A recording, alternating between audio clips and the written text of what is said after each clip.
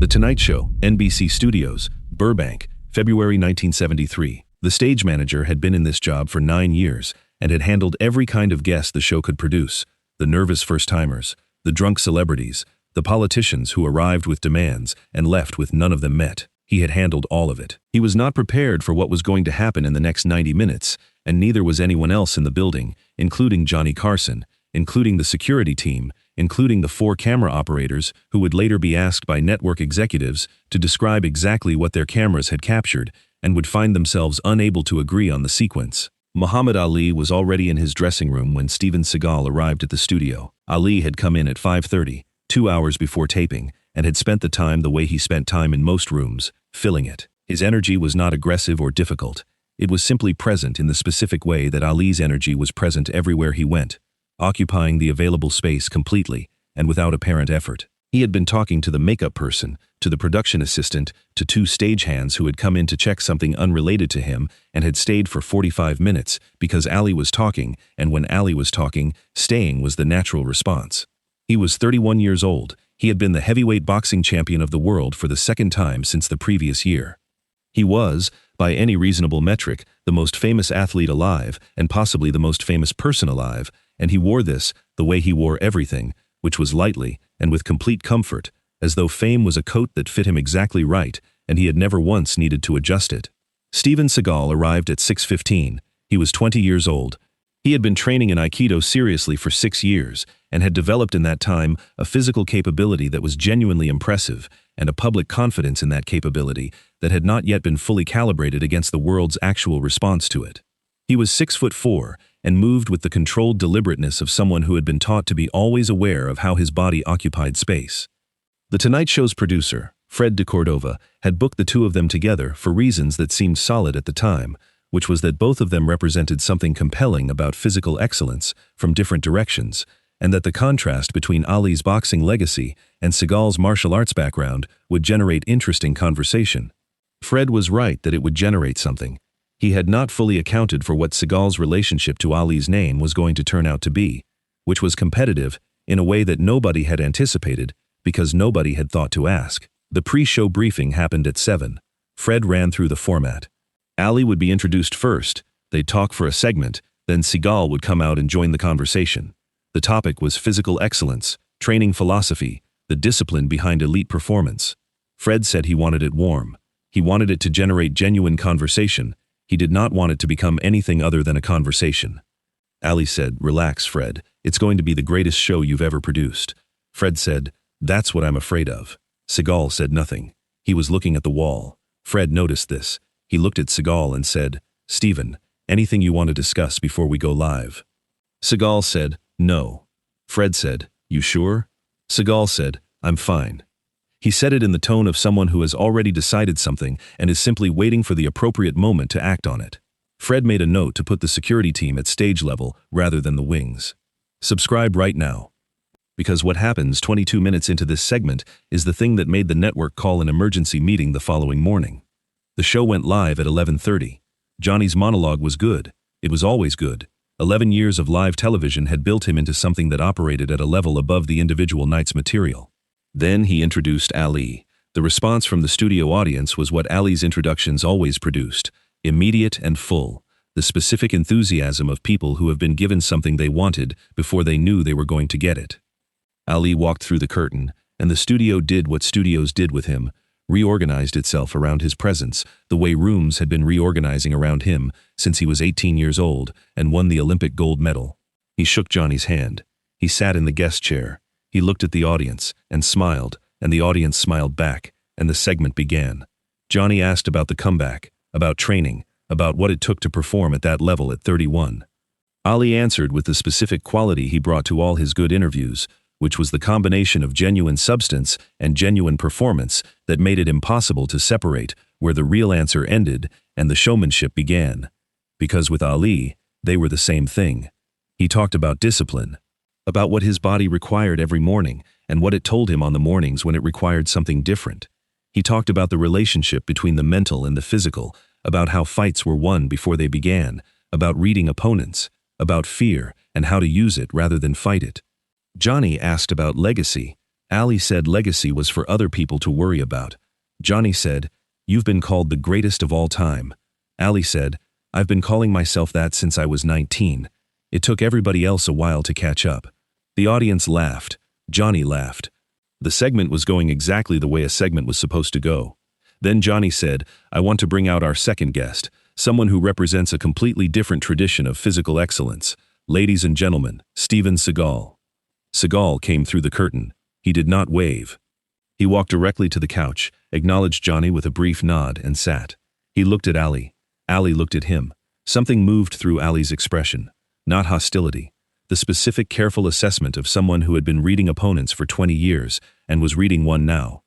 Johnny said, "Steven, you've been training in Aikido for 6 years. What's the connection between what you do and what Muhammad has spent his career building?" Seagal said, "The connection is the commitment to mastering the body." Johnny said, "And the difference?" Seagal said, "The application." Johnny said, "Say more." Seagal said, "Boxing is a specific context, rules, weight classes, rounds, referees. What I train has no context. It works everywhere, or it doesn't work." Ali said, Johnny looked at him. "Muhammad?"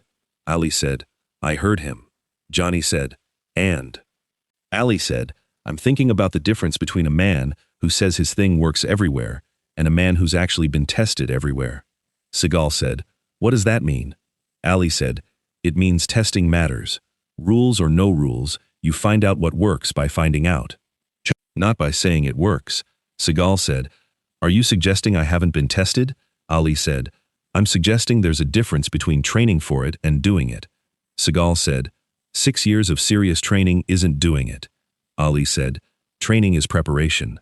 Fighting is fighting." Seagal said, "So you're the standard." Ali said, "I'm the example. There are others." The room had gone quieter in the way rooms go quiet when something has moved from a conversation to an argument, without the participants stopping to acknowledge the transition. Johnny said, "What's interesting about what both of you are describing?" Seagal said, "What's interesting is that the greatest boxer in the world is sitting across from me, suggesting that what I do hasn't been tested." Ali said, "Did I say that?" Seagal said, "That was the implication." Ali said, "The implication was that testing matters. That's not the same as saying you haven't been tested." Seagal said, "But that's how it came out." Ali looked at him steadily. He said, "You're very certain." Seagal said, "I have reasons to be." Ali said, "Everybody has reasons. The question is whether they hold up." Seagal said, "Do yours." Ali said, "Every fight I've ever had is on record. Anybody can look up how mine hold up." Seagal said, "And mine would hold up against yours." The studio went very quiet. Johnny said, "Carefully. Now I want to." Ali said, slowly, "Say that again." Seagal said, "I said what I said." Ali said, "You're 20 years old." Seagal said, "Age isn't the measure." Ali said, "No, but experience is, and you don't have it." Seagal said, "I have 6 years of serious training."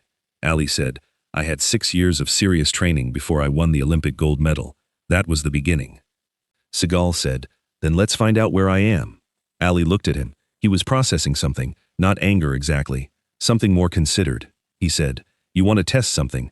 Seagal said, "I want an honest answer to an honest question." Ali said, "The honest answer is that you don't know what you're asking."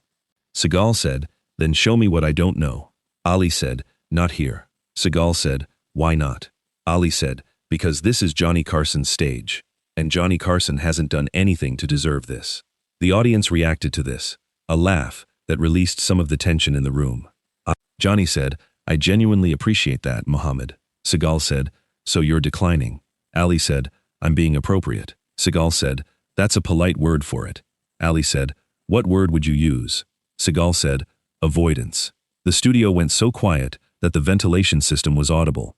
Ali looked at him for a long moment, a long, careful, completely composed moment that the people in the front rows later described as the most frightening thing they had seen on a television stage, not because anything had happened yet, but because of what you could tell was being considered. Ali said, "You're very committed to this." Seagal said, "I'm honest about what I think." Ali said, "All right." He said it the way a door closes, quietly and with finality. "One question," Seagal said. "Ask." Ali said, "You said what you do works everywhere. Prove it. Right here. Show me something real." Seagal said, "With pleasure." He stood. Johnny said, "Now wait." Ali stood. 200 people in the studio produced the sound of 200 people understanding simultaneously that the situation had crossed a threshold. The security staff began moving. Seagal closed the distance between them in 2 steps. Ali squared to him with the specific automatic response of 20 years of competitive boxing, reading the approach, reading the distance, reading the intention. Seagal reached for Ali's wrist. The specific Aikido entry, fast and committed. Ali slipped it. Not dramatically, not with any excess motion. His wrist was simply not where Seagal's hand arrived. 20 years of head movement and foot placement, applied without any apparent thought. Seagal reached again. Ali moved. 1 step back and slightly left, the same footwork he used in the ring, maintaining the distance, giving himself room. Seagal came forward with more commitment this time. He grabbed the lapel of Ali's jacket with his right hand and pulled. Ali's right hand came up inside the grab and rotated outward, the specific motion that any experienced fighter learns for breaking lapel grabs. Seagal's grip opened. Ali said, "That's one." Seagal drove forward with his left shoulder. Ali stepped sideways and let the momentum carry Seagal past him, using the same footwork he used when big men tried to push him into corners. Security reached the stage. 3 of them, professional, moving quickly. Seagal turned from his own stumbled step and came back. He was committed now in the way that people become committed when they have started something in public and cannot stop without the stopping being its own statement. He came with a combination, right palm toward Ali's chest, left elbow following. Ali blocked the palm with his right forearm and redirected it sideways. The elbow grazed his shoulder. Ali took 1 step back. He looked at Seagal. His expression had not changed significantly. He said, "You hit me." Security had reached them. 3 people between them, hands on Seagal's shoulders, a hand on Ali's arm, voices saying, "Stop now. This stops here." All the appropriate language. Ali was not fighting the security staff. He was looking at Seagal. He said, "You actually hit me." Seagal said, "You're still standing." Ali said, "Yes." Seagal said, "So the test isn't over." Ali said, "The test is over." He said it with absolute certainty, the specific certainty of someone who has been in rooms where things escalated incorrectly and knows exactly how to close the door on the escalation. He said, "You hit me on a talk show because I disagreed with you about experience." "That's all this was." Seagal said, "I was proving a point." Ali said, "The point you proved is the opposite of the one you meant." The security staff had Seagal at the stage edge now. Firm hands, professional redirection, the kind of managed departure that people who work these events train specifically to produce. Johnny was at his desk with both hands flat on the surface. The studio audience was not making any sound at all.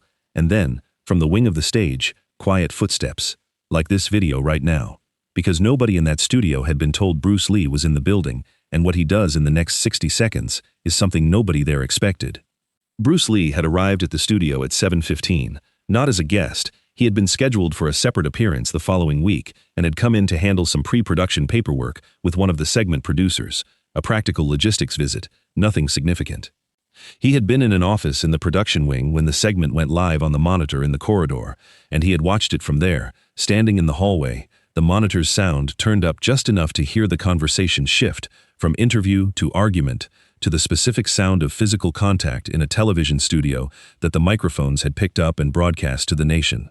He had walked toward the stage with no particular urgency, the way he walked toward most things, which was with the quality of someone who had decided something and was implementing it calmly. He came through the wing entrance. He stood on the stage. The security staff saw him first and produced the specific uncertainty that trained professionals produce when they recognize someone whose presence changes the situation in ways they cannot immediately classify. Ali saw him next. His expression, which had been settled and controlled, did something small. Something that the people close enough to see it described differently afterward, some saying it was recognition and some saying it was relief and some saying it was something between the two. Seagal saw him last, turning from his position at the stage edge where the security staff had him contained. The studio was very quiet. Bruce stood in the center of the stage and looked at the situation, the overturned couch cushion, the security staff, Ali standing with his jacket pulled slightly from the lapel grab, Seagal being held at the stage edge, Johnny, behind the desk, with the specific expression of someone whose entire professional career has not prepared them for this. Bruce looked at Ali. He said, "Are you all right?" Ali said, "I'm fine."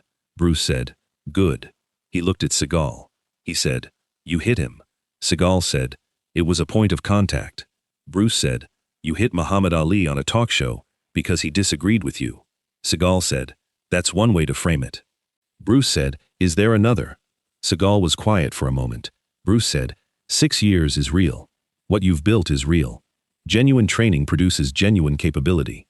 He said it without any particular warmth or coldness, just as a statement of what he had observed from watching Seagal move. "That's not what tonight was about," Seagal said. He questioned whether I'd been tested. Bruce said, "He said testing matters." "That's true," Seagal said. He was implying. Bruce said, "He was saying something accurate, and you heard a challenge, you didn't get to answer, so you made one." He said, "That's not the same as being right." The security staff had released Seagal. He was standing on his own. He had nowhere he needed to be directed anymore. He was standing because this conversation had become the situation. He said, "You're defending him." Bruce said, "I'm describing what happened."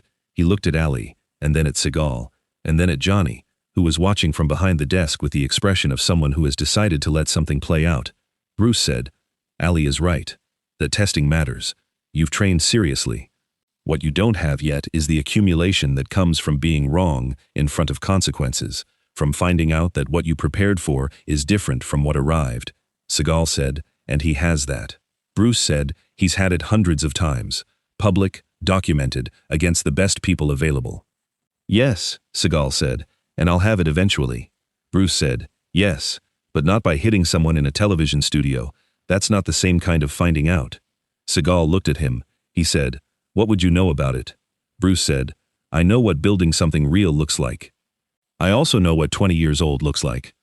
"I was 20 years old," he said. "At 20, I was certain about things that needed another 10 years to be certain about." The certainty felt the same from the inside.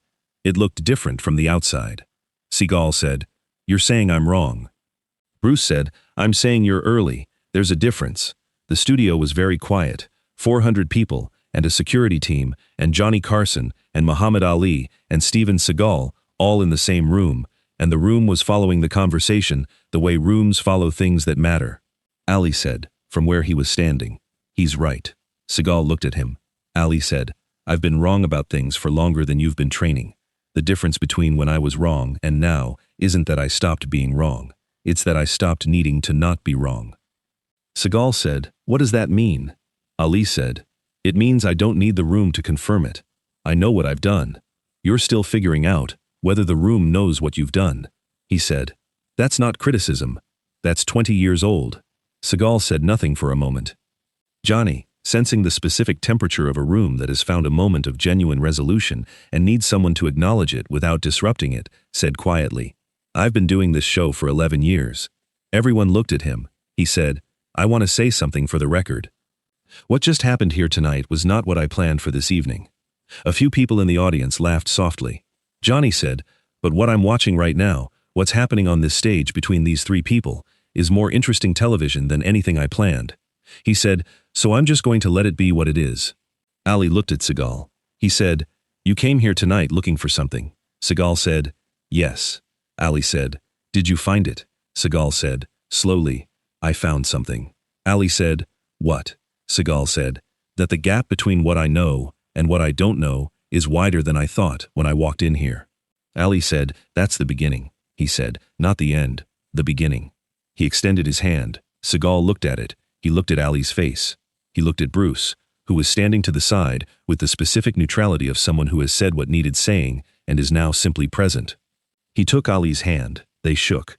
The studio audience responded, not with the explosive response of a crowd that has watched something dramatic conclude, with the quieter, warmer response of people who have been in a room where something genuine happened and are acknowledging it.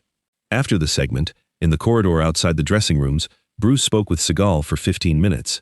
Ali had gone back to his room. Johnny was dealing with the producers. The corridor was quiet. Seagal said, "You didn't have to come out there."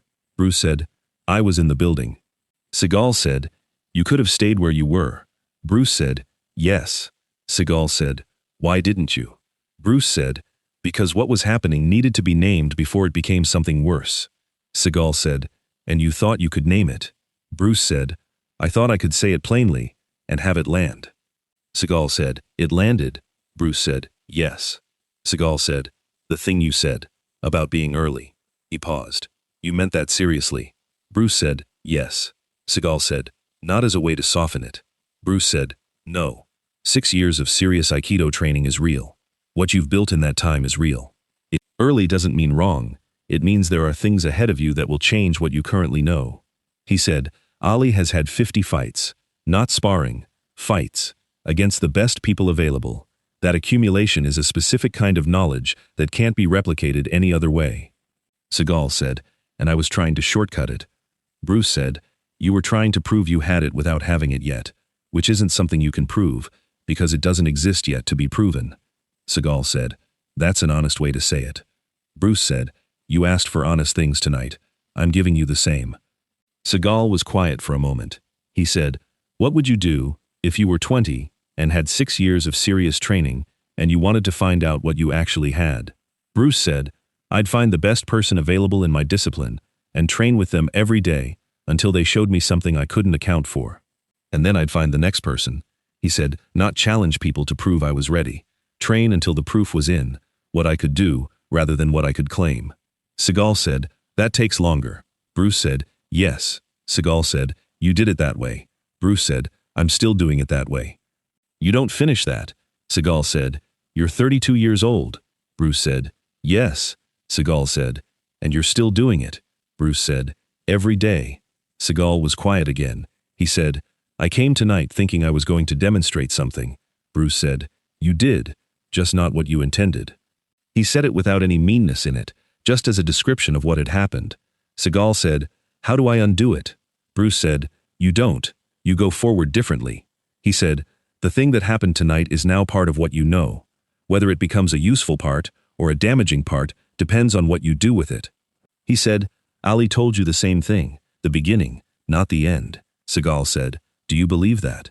Bruce said, I've seen it be true, not always, but often enough that it's worth believing.